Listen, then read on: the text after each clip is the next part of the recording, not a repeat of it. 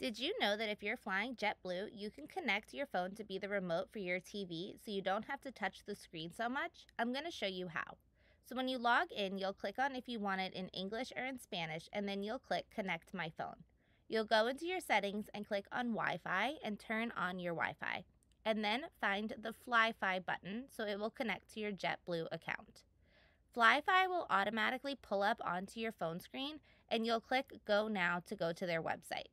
Accept the cookies, and then you will scroll down to watch an ad and connect your phone.